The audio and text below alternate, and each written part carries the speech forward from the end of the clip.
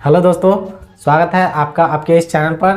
तो आज फिर हम एक नए टॉपिक के साथ प्रस्तुत हुए हैं। इससे पहले भारत का एक भूगोल जो सीरीज चल रहा था उसमें क्या है कि भारत का परिचय है, उसका 3 गो लेक्चर बना दिए हैं। आपने उसको नहीं देखा है तो जरूर देख लीजिए।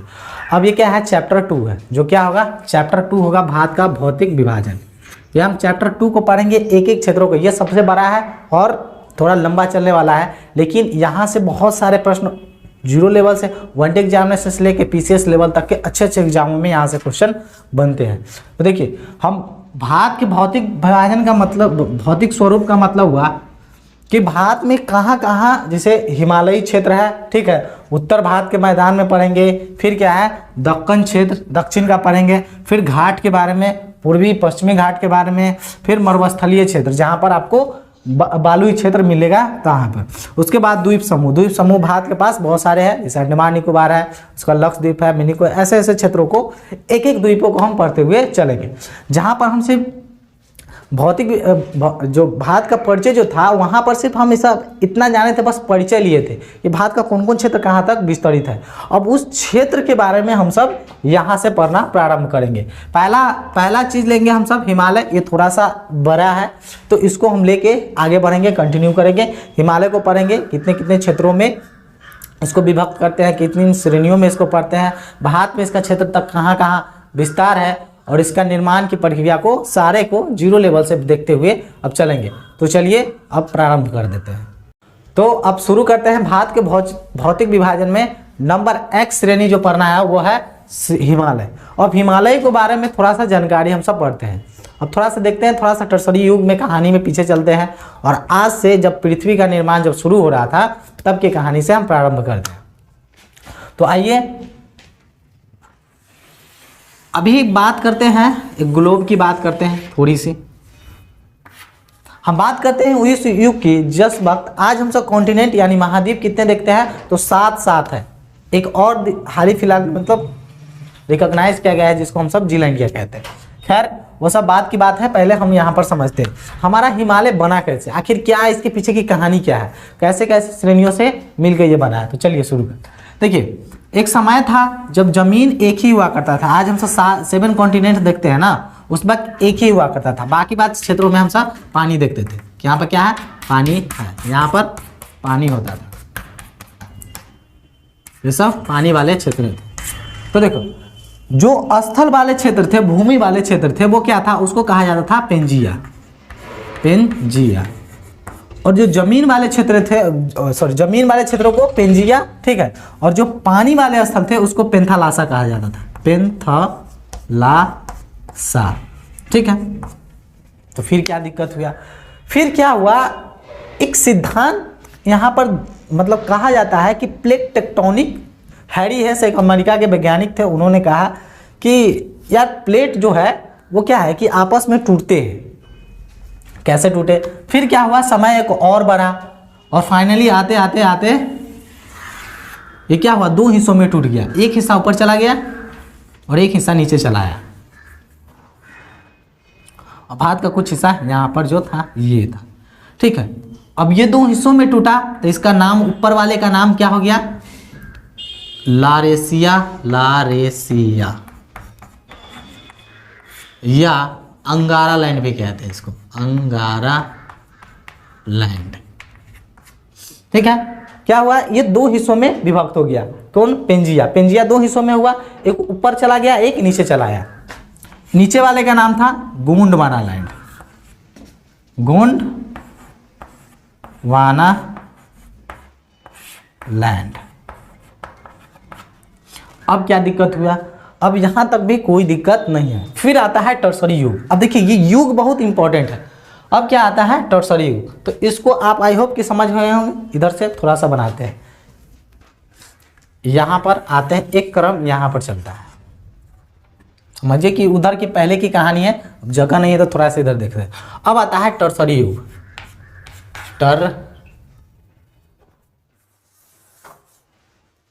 टर्सरी युग। अब क्या हुआ, ये भी कॉन्टिनेंट आपस में टूटना हुआ शुरू हुआ। तो देखिए, यहां की बात क्या है, तो ऊपर वाला हिस्सा पेंजिया 2 हिस्सों में टूटा, तो क्या बन गया, लारेशिया या अंगारा लैंड ऊपर वाले हिस्से को, नीचे को हम सब गोंडवाना लैंड कर दिए। लेकिन पानी फिर भी तो बचा हुआ है, बीच वाले पानी के क्षेत्रों को हम सब कहते थे, बीच वाला जो था ना उसको टेथिस सागर कहते थे। क्या था करते थे? टेथिस सागर। बाकी बात और सब कंटिनेंट जो हमारा है पेंजिया पेंथलासा, वो हिस्सों में आज हम सब देखते हैं अटलांटिक, उसके बाद प्रशांत, हिंद महासागर, ऐसे दक्षिणी आर्कटिक, ऐसे क्षेत्रों को हम सब देखते हैं। ठीक है, अब पहले हम सब गैप को देखते हैं। चूंकि हिमालयी निर्माण को हम देख रहे हैं तो सिर्फ हिमालयी निर्माण पर ही फोकस करते हैं। फिर क्या हुआ, ये हिस्सा यहाँ से टूट गया, ये वाला क्या हुआ, ऊपर वाला हिस्सा ये भी कुछ हिस्सों में टूटना शुरू हुआ। फिर नीचे वाले क्षेत्रों से क्या हुआ, भारत का जो प्रायद्वीपीय हिस्सा जो हम सब देखते हैं वो किस हिस्सा है, गोंडवाना लैंड से यहाँ से टूट के निकलना शुरू हुआ और इस तरह से बना। फिर ये करते करते क्या हुआ, आके यूरेशियन प्लेट से क्या हुआ, टकरा गया और फाइनली यहाँ क्या हुआ, हिमालय का निर्माण हुआ। अगर कोई दो प्लेटें टकराती है, प्लेट क्या होता है, जैसे जमीन का जो हिस्सा होता है ना, इस तरह छोटे छोटे प्लेटों से परत जिसको होता है, ऐसे ऐसे प्लेट होते हैं। तो क्या हुआ, ये आपस में क्या हुआ, टकराया। यहाँ से ये चला, यहाँ से चलते चलते क्या हुआ, इस क्षेत्र में आके टकरा गया और उसके वजह से क्या हुआ, टकराव के वजह से यहाँ पर धीरे धीरे किस युग की बात चल रही है, तो टर्सरी युग की कहानी चल रही है। अब क्या हुआ है, अब बीच में कौन था, टेथिस सागर हुआ। अब टेथिस सागर इधर से जो बढ़ रहा था, तो ये गोंडवाना लाइन से प्रायद्वीपीय भारत जो है इधर से अगर बढ़ रहा था तो आगे से जो भी हिस्सा है वो क्या हुआ, पानी में आगे वाला हिस्सा गिर रहा था, चल रहा है आगे वाला हिस्सा, तो उसको कहा जाता मलबा। तो क्या है, इस हिस्से का मलबा गिरा और टेथिस सागर को जैसे ही इसमें टकराया तो वो टेथिस सागर रूप लिया किसका, हिमालय का। क्योंकि वो जब कोई भी दो क्षेत्र बीच में पानी है इधर से टकराता है तो पानी का उछाल थोड़ा सा आता है, बिल्कुल आता है। तो यहाँ पर भी कुछ वैसे ही हुआ और फाइनली आपका क्या हुआ, आपका हिमालय का निर्माण अब हो चुका है। किस सागर से हुआ, तो टेथिस सागर से। तो इसको हिमालय का गर्भ स्थल भी कहते हैं, ठीक है, या फिर जन्म स्थल भी इसे टेथिस सागर कहते हैं, हिमालय का। खैर इसको आपको हम पॉइंट वाइज में अभी हम लिख के दे देते हैं, ठीक है। अब इसमें इंपॉर्टेंट क्या है कि भारत का जो प्रायद्वीपीय हिस्सा है, कौन सा, ये वाला भारत हम जो बनाते हैं, नीचे वाला हिस्सा ऐसे आता है, तो प्रायद्वीपीय हिस्सा है ना, वो किसका हिस्सा था, कभी गोंडवाना लैंड का हिस्सा था। यही गोंडवाना लैंड, इसको यूरेशियन प्लेट कहा जाता था, यूरेशियन प्लेट, ठीक है। क्या हुआ, ये प्लेट भारत का प्रायद्वीपीय हिस्सा क्या हुआ, यूरेशियन प्लेट से क्या हुआ, टकराया और फाइनली क्या हुआ, हमारे हिमालय का निर्माण हो चुका है। अब हिमालय में हम सब बढ़ते हैं, थोड़ा सा कुछ तथ्यात्मक जानकारी जो होगी वो क्या होगा, उसको हम थोड़ा सा एक्सप्लेन कर देते हैं। इसको क्या है, टर्सरी युग, उसके बाद यूरेशियन प्लेट, टेथिस सागर, ये सब सारे फैक्टों को हम आपको आगे एक पॉइंट में नोट डाउन करके लिख देते हैं। अब जो बात हम आपको समझाए थे उसको लिखित तौर पर आपको हम दे रहे हैं। देखिए क्या देखें, हिमालय का निर्माण जो हुआ है वो किस युग में हुआ है, तो टर्सरी युग में हुआ है।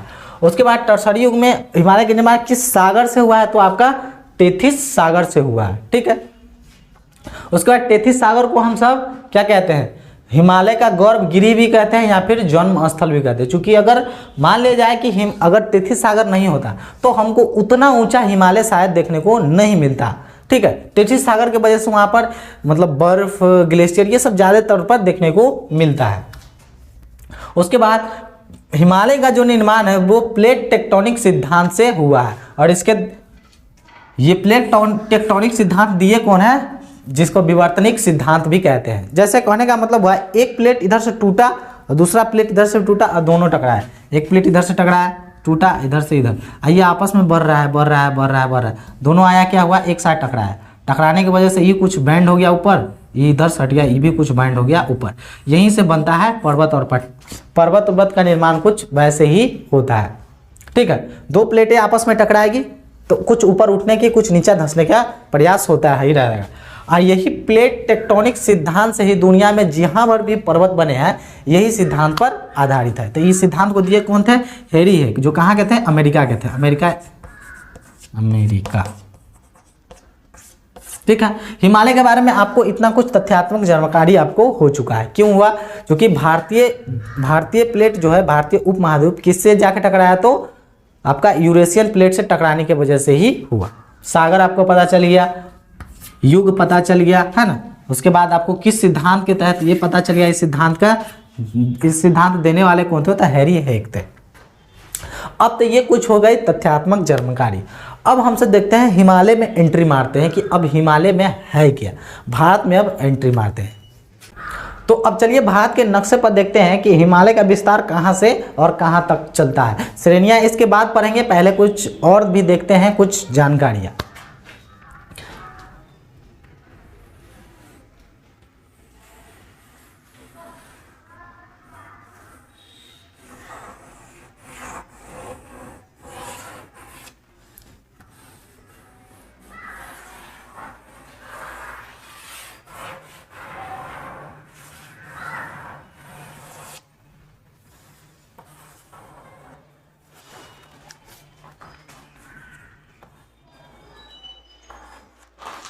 कुछ इस तरह से हमको भारत का नक्शा देखने को मिलता है। अब क्या है, हिमालय का विस्तार कुछ इस तरह से है, यहाँ से यहाँ तक है, इन क्षेत्रों से लेके इन क्षेत्रों तक हमको देखने को मिलता है।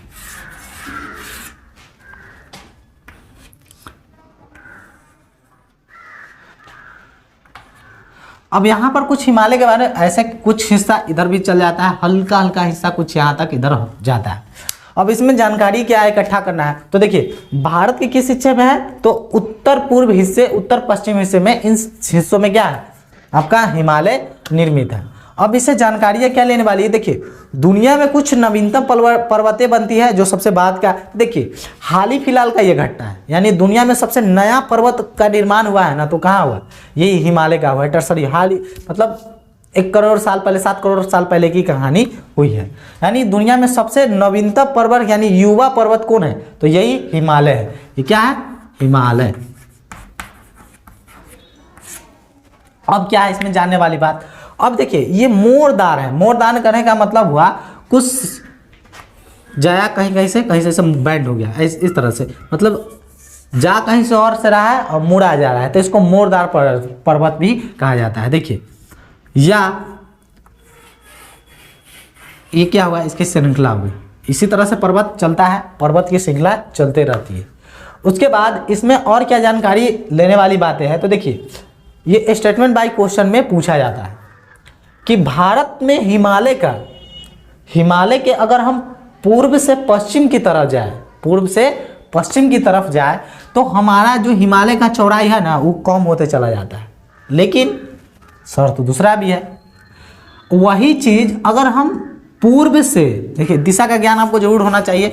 ऊपर हम सब कहते हैं उत्तर है, नीचे दक्षिण है, इधर पूर्व है, इधर पश्चिम है, ठीक है। ऊपर उत्तर कहते हैं, नीचे दक्षिण, इधर पूर्व, इधर पश्चिम।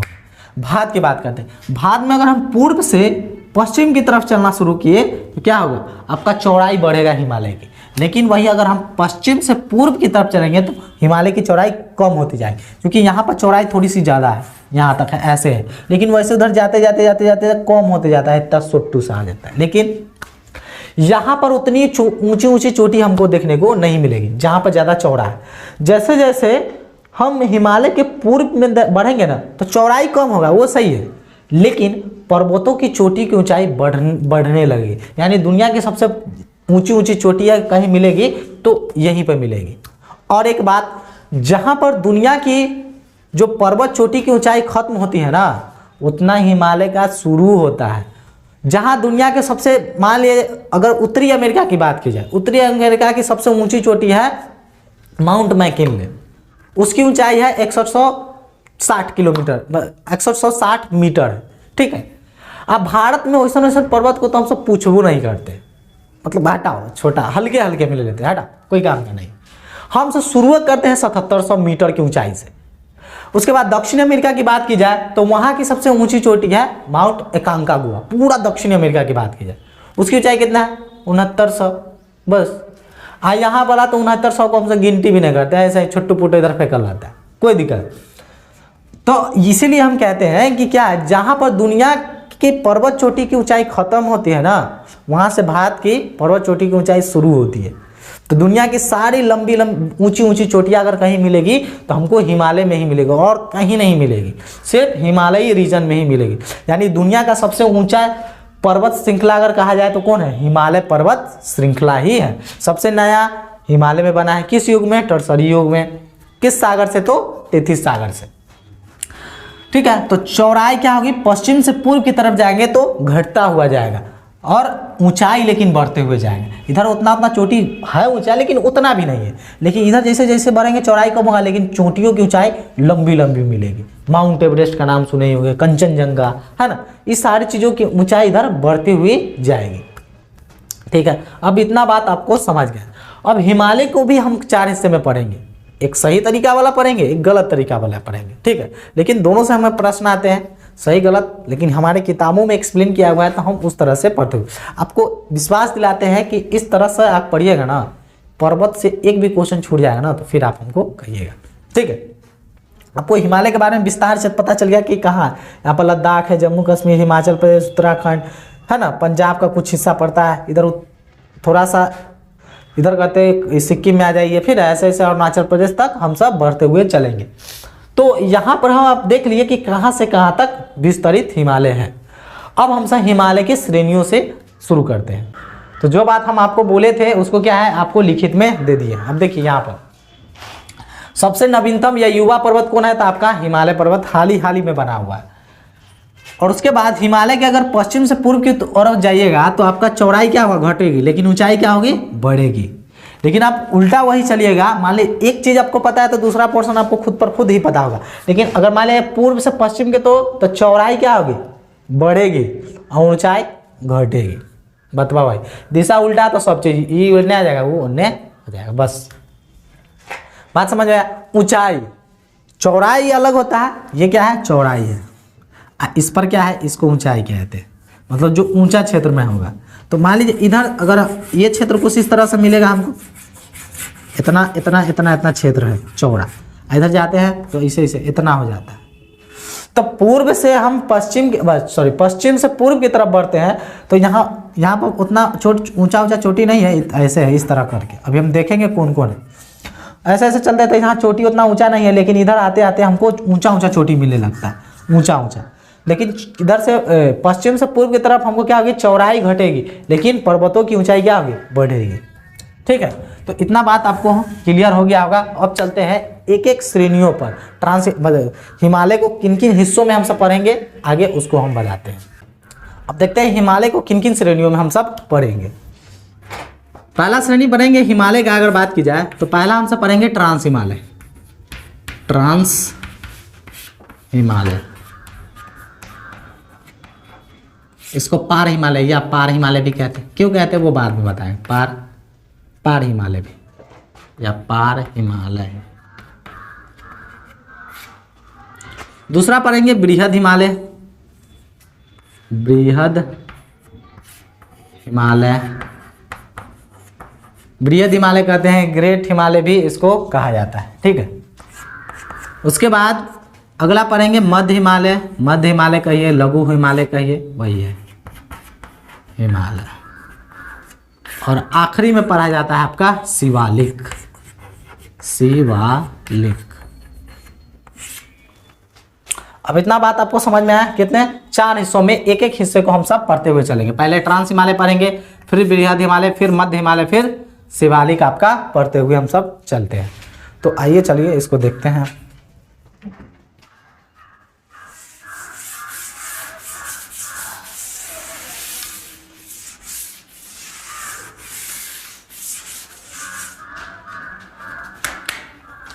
अब उसमें भी हम ट्रांस हिमालय पढ़ेंगे। अभी ट्रांस हिमालय, अब ट्रांस पूरा बात बनाने की जरूरत नहीं है। ट्रांस हिमालय कहाँ कहाँ श्रेणी पर है, बस उसको देखते हैं। ठीक है, थोड़ा सा बड़ा बनाएंगे, लेकिन अच्छे से देखेंगे। इन क्षेत्रों तक बनाते हुए थोड़ा सा चलते, बस उधर वो चला जाएगा। लेकिन ट्रांस हिमालय चूंकि हमको इसी क्षेत्र में पड़ता है, इसीलिए हम सब इसीलिए स्पेशली इसको ही बनाए। अब देखिए ट्रांस हिमालय का विस्तार पहले इधर से होता है, हल्का सा इधर से, और उसके बाद पूरा इस क्षेत्र में ट्रांस हिमालय ही अभी हम सब देखने वाले हैं। ठीक है, यानी सबसे यहाँ पर देखिए, यहाँ पर ट्रांस हिमालय जो है, वो ट्रांस हिमालय भारत के क्षेत्रों में आने के बाद 4 हिस्सों में विभक्त हो जाता है। उस चारों को हम देखते हैं। अब बहुत बहुत इंपॉर्टेंट है, इससे प्रश्न तो आते हैं यार। 1 2 ये आपका 3, ये आपका चौथा। ठीक है, 4 श्रेणियां हैं। ऊपर वाले श्रेणी को हम सब कहते हैं काराकोरम श्रेणी, काराकोरम श्रेणी। सेकेंड वाले को हम सब कहते हैं लद्दाख श्रेणी, लद्दाख श्रेणी। और थर्ड वाले को हम सब कहते हैं लद्दाख हो गई, पंजाब, पीर पंजाल।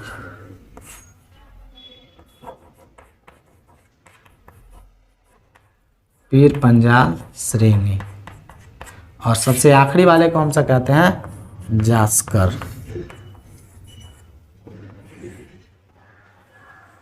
सॉरी उल्टा हो गया।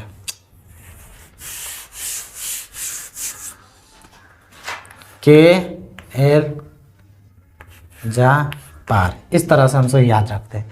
तो पहले काराकोरम हो गया, लद्दाख हो गया, उसके बाद है थर्ड नंबर पर जास्कर है। ठीक है, जास्कर श्रेणी।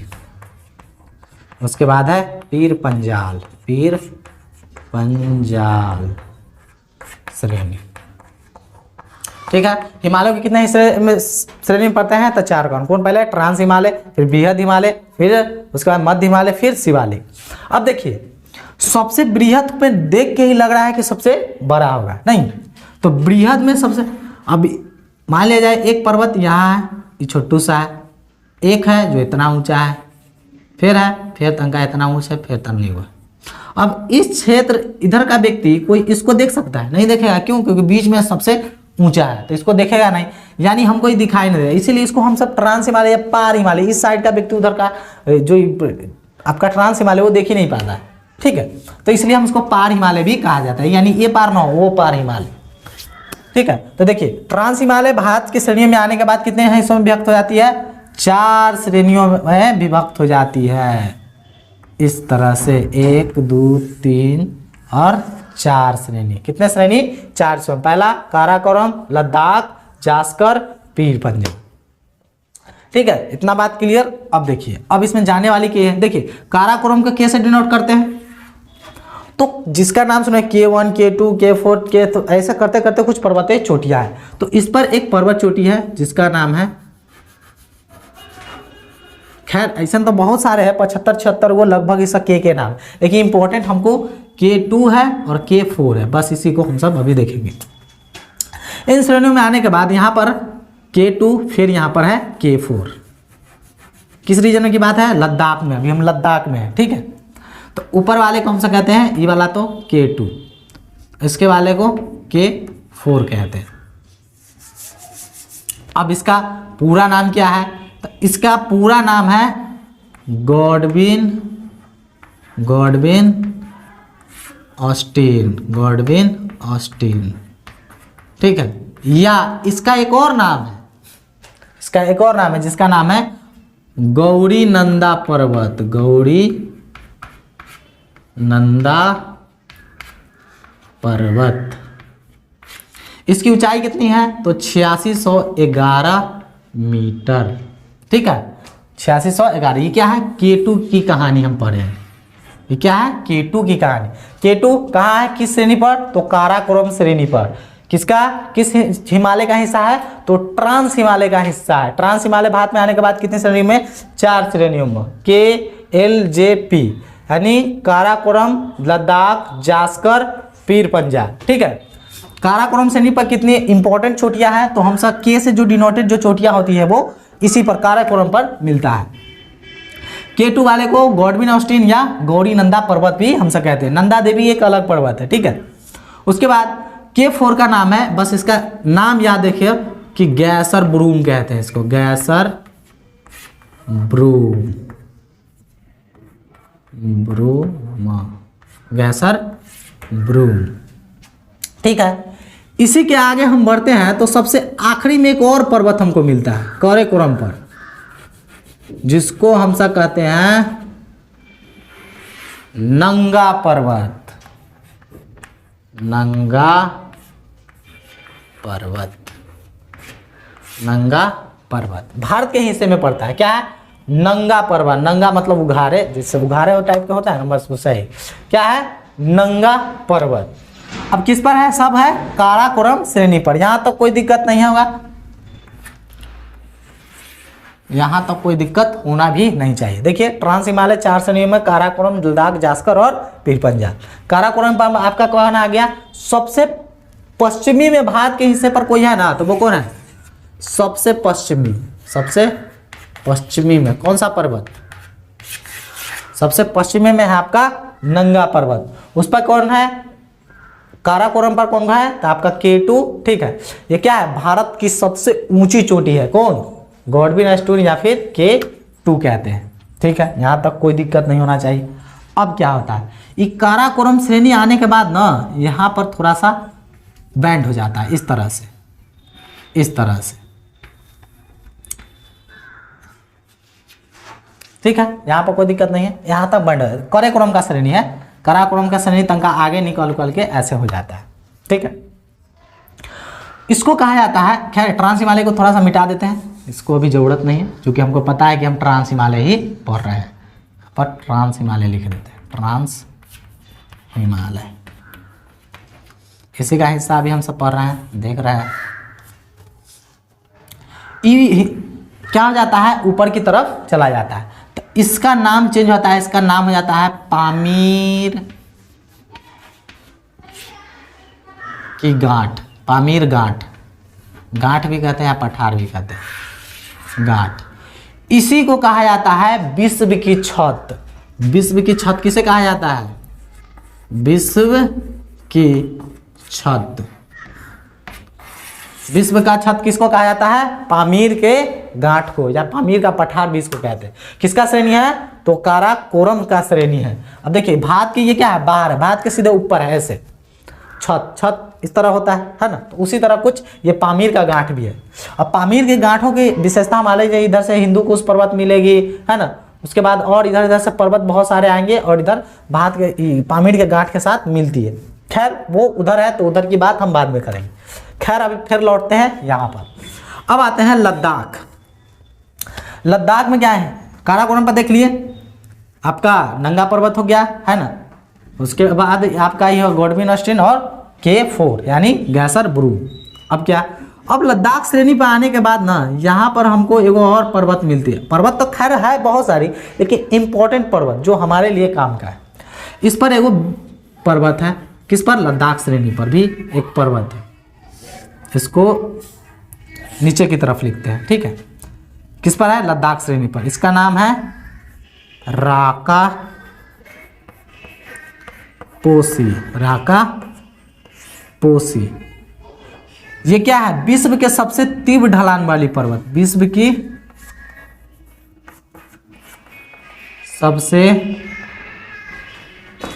सबसे तीव्र ढलान वाली पर्वत। तीव्र ढलान वाले पर्वत कौन है? राकापोसी। तो किस श्रेणी पर है? तो आपके लद्दाख श्रेणी पर स्थित है। कौन है? तो राकापोसी। बस इतने काम खत्म होता है, अभी खत्म नहीं हुआ है। खैर और क्या है? अब यही लद्दाख श्रेणी एंटर कहाँ करता है? तिब्बत में, हल्का सा। खैर और तो है ये ट्रांस हिमालय, लेकिन थोड़ा इस तरह से बैंड करता है, इस तरह से। ठीक है, और लद्दाख में इस जो यही श्रेणी का हिस्सा का नाम है कैलाश श्रेणी। कैलाश श्रेणी, क्या नाम है? कैलाश श्रेणी। यही लद्दाख हिस्सा वाला कहाँ एंटर करता है? तो आपके तिब्बत में। तो क्या इसका नाम हो जाता है? कैलाश श्रेणी। अभी देखिए काराकोरम वाला हिस्सा उधर हिल गया अफगानिस्तान साइड में, तो क्या हो गया? पामीर की गांठ हो गया। उसको क्या है? विश्व की छत है। कैलाश श्रेणी का नाम बहुत सुने, कैलाश पर्वत सबका नाम सुने ही होंगे। खैर फिर लौटते हैं अपने शब्दों पर। तो क्या है लद्दाख में? इंपॉर्टेंट क्या है? लद्दाख वाला जो तिब्बत में हिस्से में जाता है, तो इसका नाम हम सब क्या करते हैं? इसको हम सब कैलाश श्रेणी के नाम से जानते हैं। यहाँ तक कोई दिक्कत नहीं, कोई क्रिस्टल ज़्यादा दिक्कत लोड लेने की जरूरत नहीं। तो आपको ये बात समझ में आया? क्या है? लद्दाख वाला श्रेणी तनका एंटर कर जाता है किसमें, तिब्बत में, उसका नाम चेंज हो जाता है, क्या हो जाता है, कैलाश श्रेणी। यहाँ तक अभी कोई दिक्कत नहीं होना चाहिए, आराम से पढ़िए, कोई दिक्कत नहीं। एक एक श्रेणियों को हम सब देखते हुए चले, सारे चीज़ों को अभी हम आपको दिखाएंगे कि नोट्स किस तरह से बनाना है। देखिए आपको हम दिखाई देते हैं, कुछ इस तरह से आपको ब्लैंक मैप लेना है, ठीक है, इस तरह से। उसके बाद कुछ जिस तरह से हमने बनाया है यहाँ पर भारत के हिस्से में, आपको भी यहाँ पर दिख रहा है कि नहीं दिख रहा है, देखिए क्या है, आपको इस तरह से श्रेणियाँ बनानी है, इस पर पर्वत चोटियाँ इसी तरह से बनानी है, इसको खींच के ऊपर तरह है, और इसी पर आपको नाम लिखना है, हाईलाइट करना है अच्छे तरीके से। खैर ये ठीक तरीके से नहीं है, वो मिला नहीं है हमको। उसके बाद जो जानकारियाँ होगी पीछे, जैसे किसको हम विश्व की छत कहते हैं, तो पामीर की पठार को, तो खैर आपके पास कॉपी होगा तो कॉपी, नहीं तो आप पीछे इस तरह से लिख सकते हैं। लेकिन इस तरह से आपको मैप पर रहेगा ना, तो आपको कभी भी एग्जाम के समय में रिवीजन जब करना होगा तो आपको को कॉपी उलटना नहीं है, क्योंकि कॉपी उलटना थोड़ा सा बोरिंग टाइप से लगता है। लेकिन यह आपके पास मैप रहेगा, इस तरह से मार्केट में आपको ब्लैंक मैप मिलेगा, पॉलिटिकल मैप, ठीक है। मार्केट में जाइएगा तो पीस पर लीजिएगा तो 2 रुपये देगा, लेकिन आप ऐसे पैकेट लीजिएगा तो आपको मुश्किल से 100 रुपया 80 रुपया में लगभग 100 पीस मिल जाएंगे आराम से, ठीक है, आप देखिएगा जरूर। उसके बाद ये देख रहे हैं, इसी तरह का मैप लेना है, और जिस तरह से हम बता रहे हैं उसी तरह से आपको बनाना है। और नहीं तो अगर आप नज़दीकी का है तो खैर मेरा एक कोचिंग चलता है, कैरियर सक्सेस इंस्टीट्यूट, आपके यहाँ लालू चौक केरमा में, जो पड़ता है मुजफ्फरपुर एरिया में, ठीक है। तो आप यहाँ पर आके भी पढ़ सकते हैं, अगर आप यहाँ तक आ सकते हैं तो, ठीक है। खैर जो नहीं पहुँच सकते हैं उनके लिए तो यहाँ पर व्यवस्था है। तो इसी तरह से आपको नोट्स बनाते हुए चलना है। ये तो क्या हुआ, काराकोरम की ट्रांस हिमालय की श्रेणी हो गया, ट्रांस या प्रवेश किया भारत में तो किसमें, 4 हिस्सों में हो गया। तो काराकोरम, लद्दाख, जास्कर, पीर पंजाब। बहुत सारे एग्जामों में क्या होता है, ये श्रेणियां दी जाती है और कहा जाता है कि उत्तर से दक्षिण बिछाइए, चाहे दक्षिण से उत्तर बिछाइए, इस तरह से क्वेश्चन मिलते हैं। तो देखिए सबसे उत्तर में काराकोरम, दक्षिण की तरफ लद्दाख, जास्कर, पीर पंजाब, इस तरह से ये क्रम हुआ। अच्छे एग्जामों में ये सब पूछे जाते हैं। उत्तर से दक्षिण का है तो दक्षिण तरफ बिछा दीजिए, दक्षिण से उत्तर कहेगा तो उधर बिछा दीजिए, कोई दिक्कत नहीं। अब इतना श्रेणी आपको क्या होता है, फाइनली यहाँ पर इसको हम विराम देते हैं, क्योंकि अब इसमें कोई बचता नहीं है, ठीक है। विराम देने से पहले एक और चीज हमसे देख लेते हैं थोड़ा सा काराकोरम में, क्योंकि ऊंचाई पर स्थित होने की वजह से ना यहाँ पर ग्लेशियर्स भी बहुत सारे हमको मिलते हैं, लगभग 16 ग्लेशियर मिलते हैं। इन्हीं सब पर, लद्दाख पर मिलेगा ना, तो काराकोरम, जास्कर, इजिप्ट।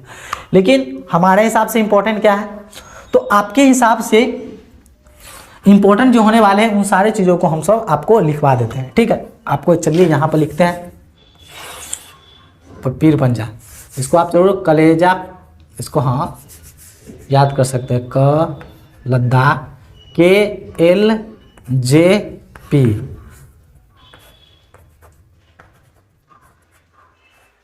इस तरह KLJP, इस तरह से कोड हुआ KLJP, काराकोरम, लद्दाख, जास्कर, पीर पंजाब, ठीक है, काम खत्म। अब देखिए काराकोरम श्रेणी की जो ग्लेशियर्स हुए ना, वो बहुत इंपॉर्टेंट है। ग्लेशियर्स क्या होती है, जैसे ग्लेशियर वो होता है जैसे जो बर्फ के रूप में जमा हुआ रहता है, वहीं से क्या होता है, पिघलने के बाद वहाँ से नदियों का मतलब नदियाँ वहीं से निकलती है, जैसे आपका सिंधु हो गया, गंगा हो गया, इस तरह के ग्लेशियर से ही क्या होती है, निकलती है। खैर जब भारत का अपवाह तंत्र जब हम आपको बताएंगे ना, तो उसमें आपको डेप्थ में बताएंगे कि कौन सी नदियाँ कहाँ से निकलती है। खैर वो सब अलग अलग टॉपिक है। अब यहाँ पर आते हैं काराकोरम की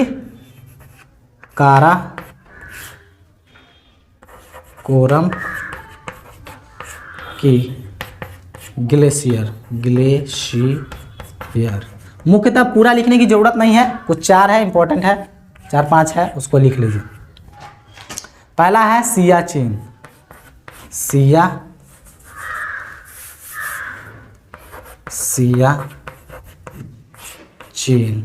सियाचिन ग्लेशियर। उसके बाद हिस्पर, उसके बाद बाल्टोरो,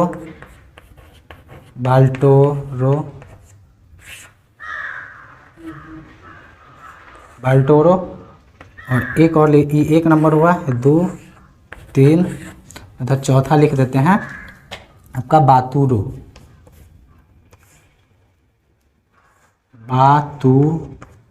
बातूरा, ठीक है। इस तरह से ये है। सियाचिन की बात की जाए, सियाचिन के, तो यह भारत का सबसे बड़ा ग्लेशियर है, यह भारत का सबसे बड़ा ग्लेशियर है, या भारत का सबसे बड़ा क्या है, ग्लेशियर है। भारत का सबसे बड़ा ग्लेशियर सियाचिन ग्लेशियर। ये भी कई एग्जामों में पूछे जाते हैं। तो आपको समझ में आ गया सियाचिन सब क्या है।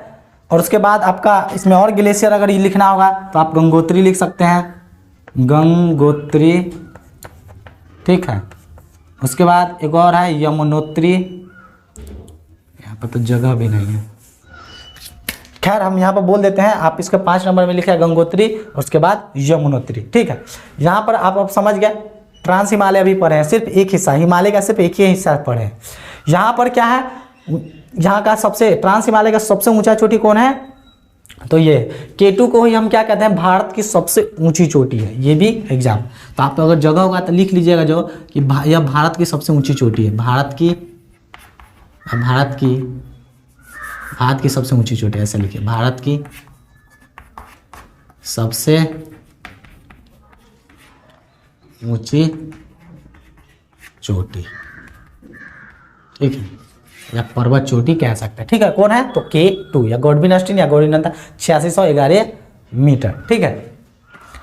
अब क्या है, अब इतना बातों को आपको क्या है, आपको कंक्लूजन आपको पता चल गया होगा, ठीक है।